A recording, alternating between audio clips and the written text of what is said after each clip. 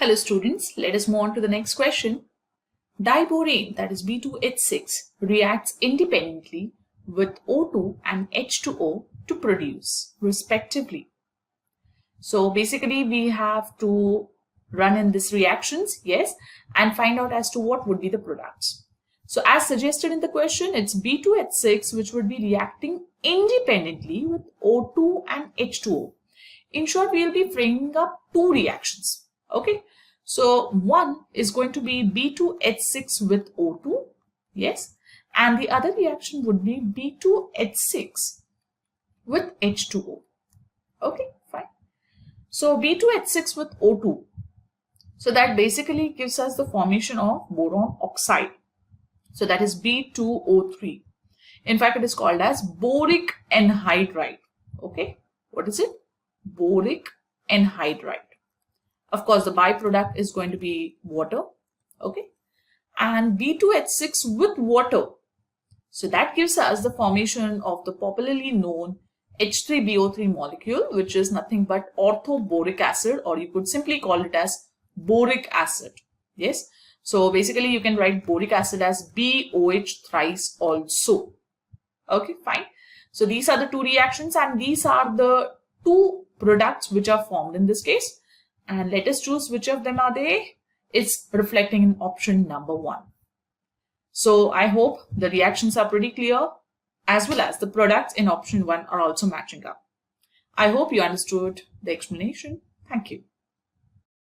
Hello friends, the question is the relative stability of +1 oxidation state of group 13 follows the order. Since we know that group 13 is the boron family, that is boron, aluminium, gallium, indium, thallium. As the tendency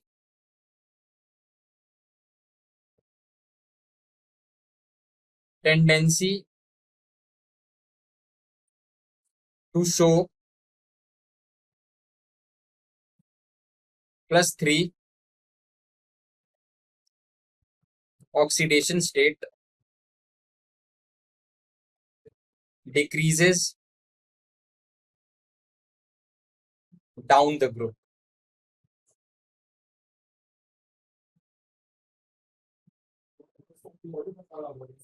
Due to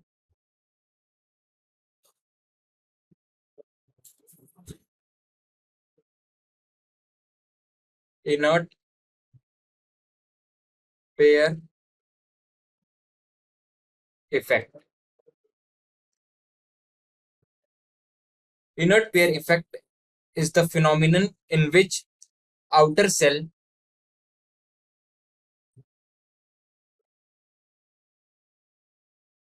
S electron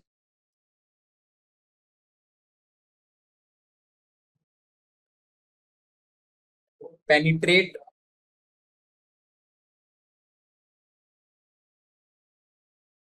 to n-1 d electron and thus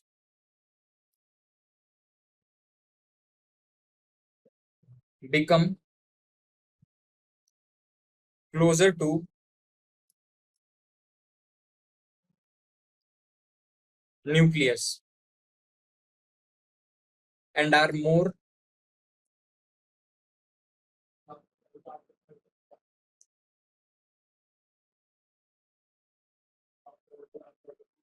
effectively pulled by nucleus. So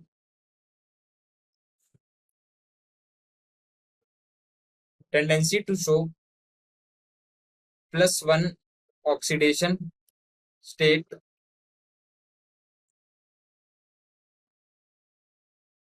increases down the group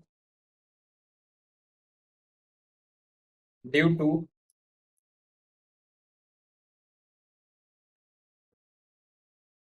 inert pair effect.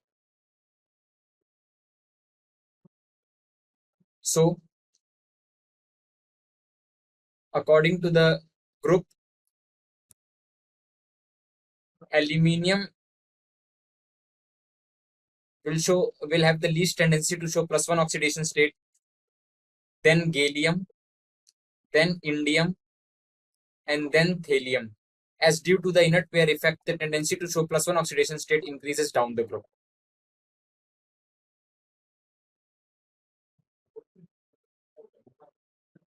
So the correct option is option 4. Thank you. Hello. So question says that the aluminium is usually found in +3 oxidation state, right? So the aluminium is usually found in +3 oxidation state. In the contrast of thallium exists in +1 and +3 oxidation state, right? So this is due to, right? So option A says that it is due to the inert pair effect. Option B says that it is due to diagonal relationship. Option C says that lattice effect, and option D says that it is due to the lanthanide contraction, right? So let's try to solve this question. So we know that aluminium belongs to 13 group, right? So it belongs to the boron family, right? So if I draw the boron family, or I can say I am writing the boron family: boron, aluminium, gallium, indium, and thallium, right? So this is thallium, right? So this is the boron family, right? And it has a valence electron 3. That means it is a group oxidation state is +3, right? So group oxidation state is +3, right? So that means all the member of this group exist +3 oxidation state, right? So because their outermost shell has a +3 valence electron, right? So it is clear from here, right? So now question says that the aluminium, right? The question says that the aluminium exists in Al3 positive. That means aluminium exists in +3 oxidation state, right? So aluminium exists in +3 oxidation state, right? While the thallium exists in +1 and +3 oxidation state, right? +1 and +3 oxidation state, right? So mainly it is exist in +1 state, right? Mainly it is exist in +1 oxidation state, right? So why it is so, right? So question says that why it is so, right? So this is due to, basically this is due to the inert pair effect, right? So because as we move down the group, right? So as we move down the group, the size increases, right? The size increases, and you can say that the s f electrons and d electrons comes before the s orbital, right? So if I'm drawing to the nucleus, right? So this is our nucleus, right? So this is our nucleus, right? This is our nucleus, and here you can see this. As we move down the group, the s electron and f electron comes, right? So before the s electrons, right? So before the s electrons, right? So this is our s electron. Before the s electron, f and d electrons takes place, right? So here is d orbitals and here is f orbital, right? As we move down the group, right? So as a result, what happens? The nuclear attraction, right? So whole the nuclear attraction applies to this s orbital, right? Because this is due to the poor shielding of f and d electron, right? This is due to the poor shielding, right? So this is due to the poor shielding of f and d electron, right? So I can write here this is due to poor shielding, right? So this is due to poor shielding of f and d orbital, right? So poor shielding, right? Poor shielding of d and f electron, right? D and f electron, right? So d and f orbital, right? Not electron, the d and f orbital, right? D and f orbital, right? So as a result, this s orbital experience a more nuclear attraction, right? So as a result, this s orbital experience a more nuclear attraction, and it comes under the influence of nucleus, and the electrons which is present in this s orbital does not take part. That means the electron which is present in s orbital electron does not take part in bonding, right? Electron does not take part in bonding, right? In bonding, right? And as a result they become inert, and as a result I can write here as a result they become inert, right? So they become inert, and this process is called, or you can say that this effect is called inert effect, right? This effect is called inert effect, right? So they do not take part in bonding, right? All right. So I can define as inert pair effect like this: the non-participation of s electron in the bonding is known as inert, right? Inert pair effect, right? So as we move down the group, this is due to the poor shielding of d and f orbit, right? So this is due to the poor shielding of d and f orbit, right? As a result, this, because we know that in s orbital there are two electrons, right? So the group oxidation state decreases by 2, right? So on the upper side, right, so boron and aluminum, they show +3 oxidation state, right? So they show plus oxidation state, right? As we move down the group oxidation state decreases by 2, right? Group oxidation state decreases by 2, and it leads to, we are come with +1 oxidation state, right? So I can say this: the +3 oxidation state exists in the upper side, boron and aluminum side, and +1 oxidation exists in helium or indium side, right? So this is due to the inert pair effect, right? And right, so we can say that our correct answer will be the A answer, right? Our correct answer will be the A answer, right? And if we talk about the option B, that is diagonal relationship, right? So diagonal relationship is exist between the two groups, right? So it exists between the two groups, right? So it cannot be explained within the group, right? So within the group, right? So if I write down the whole groups, right? So if I write down the whole group, right? Suppose this is boron, aluminium, right? This is gallium, this is indium, and this is thallium, right? And this is carbon, silicon, germanium, and this is Sn, and this is lead, right?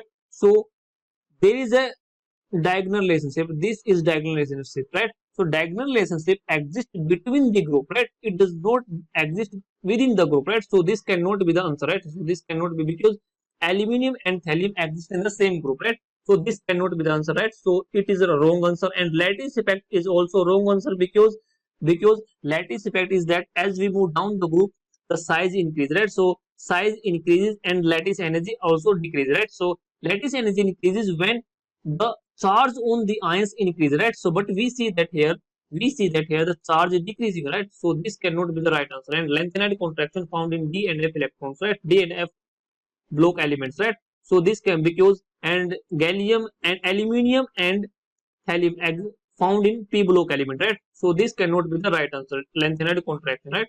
So we are left only with the A answer, that is correct answer, and that is inert pair effect, right? So actually inert pair effect is a non-participation of the s electron, right? So in the bonding, right?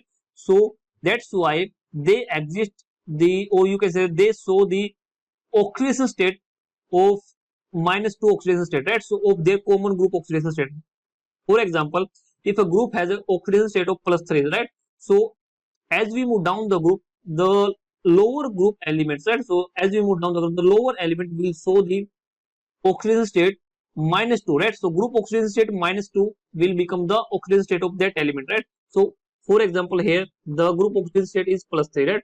So as we move down the group, we are from, you can say from thallium or indium, we are getting the +1 oxidation state, right? So this is due to the -2 comes here, right? So this -2 is non-participation of s electron, right, in bonding, right? So this is all about the inert pair effect, right? So hope this answered your question. So thank you.